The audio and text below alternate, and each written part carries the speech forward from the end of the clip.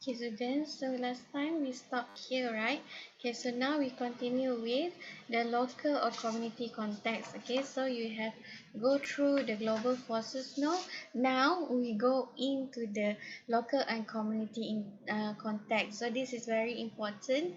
Like for example, when you do an event internationally, so you need to understand the local and their community, their culture, their forces that can affect your event. So event organization wishing to stage events outside their country, okay, need to do research on the local and community context carefully, because it can be a fundamental implications for your strategy and planning decisions. So when you have done your research carefully, then you can plan your decisions and also plan your strategy that can work well under that community context. Okay, and then you have to understand that which levels and general living standards will affect the prices that you want to charge for your event ticket. So you cannot charge them using ringgit Malaysia, for example. Okay, when you do event in UK, so you have to consider all the resources, operational costs and others, so that you can also focus and rely on the wage level and their general living standard that can set your ticketing price or admission fees for your events. Okay, and then the ethnic mix of the population in a particular event location can be your marketing materials. Okay, so all your food and drinks served at the event, you must suit to the local taste. Okay, so sometimes yes, you want to emphasize local food like Malaysian food to the UK participants, but at least you have to include also their local food to make it more interesting. Okay, so we can use this PSA or pastel analysis that can be done for the country or city or community in which the event take place to reveal local conditions that can impact the event. Okay, so you have to also find out their political, their just now, or the economic, the social and technology that you can include inside your event that can impact your event and make it more successful. Okay, now these are the table. Provide a checklist of political, economic, social, technological, environmental, and legal factors. Okay, remember this is pastel. Uh, PESTEL. Okay, this is much more analysis and applicable in the local context. So you can see, you see the political condition. What are the political that is unrest that is not resolved in their countries? And then is there any recent changes in political administration? Like last time in the UK, they have Brexit, right? Where all these Europe countries and all they want to separate from the UK, and also that can also impact the event if you are doing in one of the countries. Okay, and then economic circumstances, what are their cost of labor, the currency exchange rates from Malaysia to from ringgit Malaysia to UK pound sterling, and then their wage level, interest rates, banking system, and then their social trends, what are their cultural practices or belief. So we know that we have different culture, right? So you have to also learn about their culture. Then what are their race that is available that can come to your event at need. Okay, and the technology levels. So of course, the technology levels are much more advanced than Malaysia. So maybe you can also include the technological advances into your events. And then environmental issues. What are the issues, environment issues for them among the local populations? Okay. Then what are their weather patterns? So you know, in Malaysia we only have one season. It's either very hot or raining. But in UK they have four seasons. So on the date of your event, what are the weather around there? What are the seasons? Okay. Then legal requirements. What are the visa and work permit requirements from you, from your volunteers? And then what are the healthy and safety laws, insurance requirements, licenses, and then your certificates, and then the rules of if you provide alcohol, cigarette, and others. Okay, so these are all the factors that you have to consider when you do event outside of your origin country. Okay, and then next we go to the stakeholder. So what is actually stakeholder? Remember in the first few chapters I mentioned, stakeholder can also impact or influence your event. Okay, so event stakeholder consists of variety of individuals. They can also come in groups and also in organizations that can influence the outcome of your event or the results from your event. For example, we have participant.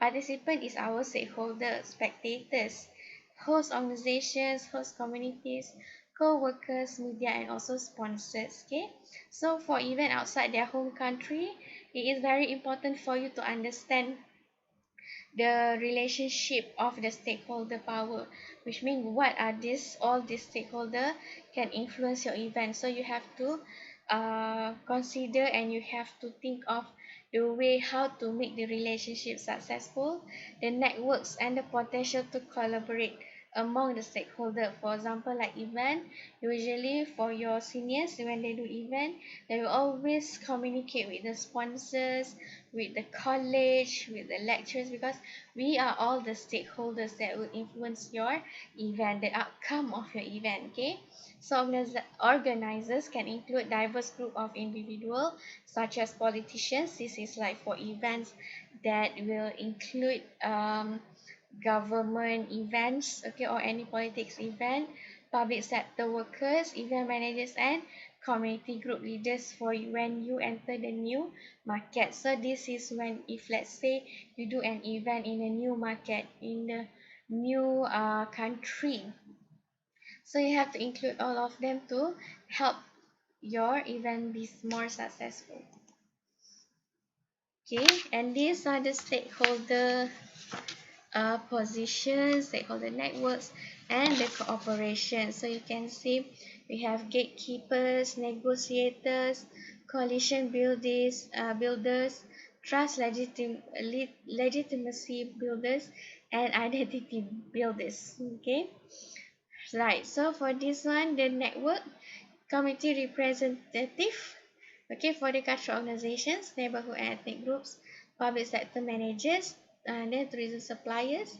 Okay, so sometimes events also you need hotels accommodation, okay, you need transportation, restaurants to be included in your event. Okay, and then partnerships between the event organizations, and you can share the resources, alliances between the events and tourism organizations, and other collaboration. You can say sometimes event that collaborate with the government or maybe collaborate with other associations or organizations. Okay, right, and then the resources availability. So event organizations need rare, they need unique and valuable resources to build and sustain the competitive advantage, which means in order for you to stay in the event industry, to compete healthily with the others, with your competitors, you need to have something that is, your resources should be unique and also valuable, not only for you but for your spectators, for your participant. So signature venues, so your venues, so people will choose venues that are easily recognized or it is already well established, and then cutting edge lighting systems that are that is mega, that is very look very incredible. Okay, so highly skilled crews, you need crews that are highly skilled, have more knowledge in the event, in running the event. Technical personnel that you need, such as maybe sound engineer, and then floor managers, and then the monitors. All you have to hire people with more knowledge and skill. Okay, all example of resources that can make you stand out from another competitors. Okay, so for example, the organizers of international music tours must carefully consider the resources to carry them and to oversee the providers to supply. So when you do international music tours, of course it will include people from outside your origin country, right? So you have to carefully consider the resources that you will do when you run this international music tour, and then you have to supervise, you have to oversee all the resources that is supplied to you. Okay, and then the resource considerations. to the event organization responses. So you as a good tour manager will want to minimize costs, but you still want to ensure the quality of a tour, right, or your event. So you have to consider this. What alternative resources are available? So if let's say the resources that you want is not available, what are the other alternative? And then you must have, in the event industry, you must have plan A until Z or until the infinity, because you don't know what can happen. Okay, is there a competitive or symbiotic relationship between the resource users? So the resource of your that you want to use for your event, right? Is there any competitive between you and another company? And then is long-term supply guaranteed, so the company, can you use them again in the next future?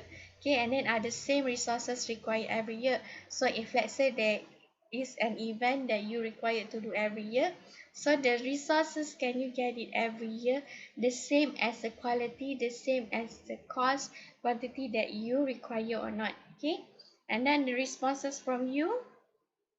You must secure many sources. You must store resources for hard times. Reduce the need for resources through cost reductions. For example, influence resource provider, for example, through government lobbying. You can always do quotation, okay, and then bidding, right? Then work collaboratively with events requiring similar resources. You can share venues, you can share staff and other event input. So sometimes event company, they will also collaborate with another event company that can use the similar resources, and this will make you don't have to compete with one another, but in the end you have to share with your competitors. So you don't have to find out any you don't have to be more to waste all your powers, all your energy to find another resources. You can just share them with another company. Okay, then competition, event managers are unfamiliar with a country, so local competitors can be valuable information. So if you will do an event outside your origin country, so the local competitors, which mean another event organizers or company, can actually provide you with valuable information. For example, they can provide you what are the local trends of that country, and then what are the normal or the suitable fee and pricing for the admission fee, the availability of materials and also resources. Okay, so event managers should not try to duplicate the efforts of local competitors, but you can take their best idea and make them better. So you don't have to duplicate, you don't have to copy paste whatever that they do, but you can learn from them and try to make better. Okay, so an international conference or exhibition organizer can publicize nearby arts and cultural events that happen at the same time to combine business and leisure activities. So if let's say you are doing an international conference or international exhibition, you can include arts and cultural events that can happen same time with your event dates and time. So your attendees or participants can have business and also leisure activities that can make your event stand out from another competitors. Okay, and then next, the foundations for understanding tourist motivations. So we have four well accepted models for understanding tourist motivations, because in event, tourists is also will play an important role. Okay, because they are they are the people, the person that will come as your participant or attendee. So we have push and pull motivations, Maslow hierarchy of needs, Pearson's travel career patterns, and plot psychocentric allocentric. Okay, in the next video I will explain number 1 and number 2.